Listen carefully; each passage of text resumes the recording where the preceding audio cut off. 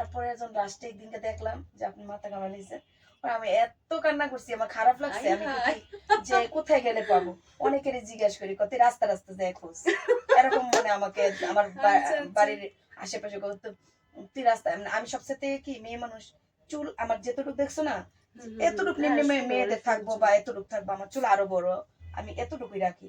পরে আমি কি কতই কান্না না করে ওর কাছে যায় তোতে কাইটা লাগাই দিই। আমি তো ওরে পাইলে তো এরপর যে দোকানে অ্যাড্রেস আছে না, কত খুঁজছি গুতাইছি মোবাইলে, অ্যাড্রেসই দেয় না, মানুষ ভিডিও করে জায়গার নাম বলে না, জায়গার নাম না বললে আমি কিভাবে যাই পাবো। তারপর এখন আমি আইছি, আমি হিরো আলম ভাইরে বলছি, কালকে যখন হিরো আলম ভাই অ্যারেস্ট হয়েছে না, তখন আমি কান্না করতেছি, এবারে বাড়ির নি কয় কি দোয়া কর। আমি আল্লাহ গোলাপ শাহ, আল্লাহ তোমার নামে গোলাপ শাহ যদি 2 ঘন্টার ভিত্তে বাইস আরা পা, তাইলে আমি গোলাপ শাহ মাজারও যাবো, ভাইয়ের লোক দেখা করবো। পরে আমি মাজারে দেখা করে ভাইয়ের লোক দেখা করতেছি, আমি তোমার কথা জিজ্ঞাসি, আমি কেছি যে আমি তো নাম জানি না। পরে আমি ছবি দেখাইছি, আমি ওনাকে আমি চাই, আইবো আইবো তুইব। পরে এই কারণে আমি এখানে বসছি, তুমি ঢুকছো, আমিও ঢুকছি, তুমি। যাই হোক, আমার খুব বড় একজন ফ্যান, মানে আমি আমাকে অনেক অনেক লাইক করে। আমি জানতাম না যে এভাবে আজকে দেখা হবে, তাহলে আমাদের দেখা আবার এখানে আমি বলতে, আমার জন্মদিন ফেব্রুয়ারি মাসের 15 তারিখে করবো, এখানে কেক কাটবো, তুমি অবশ্যই আমার জন্মদিনে থাকবা, আপনিও থাকবেন, এখানে কেক কাটবো। আমি অর্ডার দিয়ে কেক, জানুয়ারি মাসে ডেটটা হিরো আলম ভাই বইলা দিব হতো। আমি বলি জানুয়ারি মাসের প্রথম শুক্রবারের পরের শুক্রবার এখানে কেক নিয়ে আসবো। আচ্ছা, যতটুকু আমি দেখতে পেয়েছি যে উনি আমার খুবই একটা অন্ধ ভক্ত, মানে আমি তোমাকে বুঝাইতে পারবো না, আমি জানি না যে আজকে ধরি একটু চিমটি দে।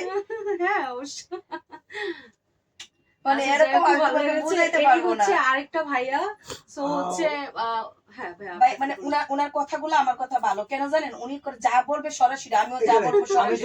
ওই যে চাবাই চাবাই কথা বলে না, একজাতে আছে না, পরিচালকের কাছে বিক্রি হয়ে যা, তুমি এটা না, তুমি এটা না, মানে যা সত্য তা তুলে ধরো, আমিও এরকম। এই কারণে আমি মনে করো যে আমি মিডিয়াতে কাজ না করলে কি হয়েছে, মিডিয়াতে আমি আসি কিন্তু যেহেতু ভাইরাল পারছেন, আমি গান গায়ে ভাইরাল হয়েছি, এবং আমি পলিটিক্স করতাম ওই হিসাবে ভাইরাল। আমি 2015 সালতে ভাইরাল, ঠিক আছে, যে আজকের থেকে না, আমি পলিটিক্স যেহেতু করতাম, এখনো আমি মিডিয়াতে আছি, কিন্তু তোমরা অভিনয় করো, আমি অভিনয় সারা মিডিয়াতে আছি। আমার টিকটক আইডি আছে, পেজ আছে, তোমরা সবাই ফলো করবে, ভাই আপনিও ফলো করে দিবেন। আর আমার জন্মদিনে আপনিও থাকবেন, উনিও। আর আমি কিছু মানুষকে দাওয়াত দেওয়ার জন্য বাইরের লোকে বুঝতে আইছি, আমি আগে হিরো আলম ভাইয়ের লোকে না বুঝে কোনো কাজ করবো না, যে তো এত বড় একটা আয়োজন করবো, কে থাকবে না থাকবে, মিডিয়া তো অবশ্যই থাকবে। ভিডিও ফলো হইছে। হ্যাঁ ভাইয়া বলুন। যে আমার একজন ভালো ভক্ত, যখন ওকে আমার ভালো লাগছে কতক্ষণ থেকে, যখন এই স্টেজ ফার্স্ট যখন কথা বলছে মিডিয়া নিয়ে, সবাই গিভেন টেকের কথা বলছিল, কিন্তু আজকে সে কিন্তু গিভেন টেকে যায় নাই দেখে কিন্তু আজকে সে এখনো ভালো আছে আমার জানা মতে। আর আমার একটা পছন্দের, আর আমার সাথে একটা নতুন মিউজিক ভিডিও কাজ করবে খুব শিগগিরই। আর আমাকে তো সবাই চিনেন, এটা তো আর বলার বিষয় নাই, মডেল রাজীব খন্দকার এবং ভিলেন রাজীব খন্দকার, সবাই আমাকে চিনেন।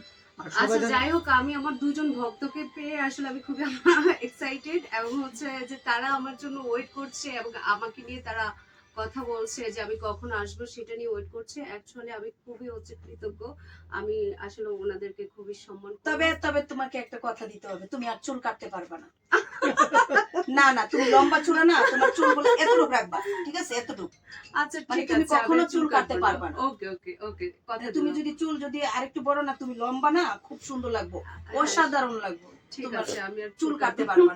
আমি চুল কাটছো তুমি, কষ্ট পাইছি আমি। না এই যে চুল কাটবে না, না চুল কাটা যাবে না, কেন আমি আমারে সবাই বলছে যে আমার চুলের থেকে কাটে নিয়ে তোমারে লাগাই দিতে, আমি পাবো কই তোমারে চুলের থেকে কাটে নিয়ে লাগাই দিতে।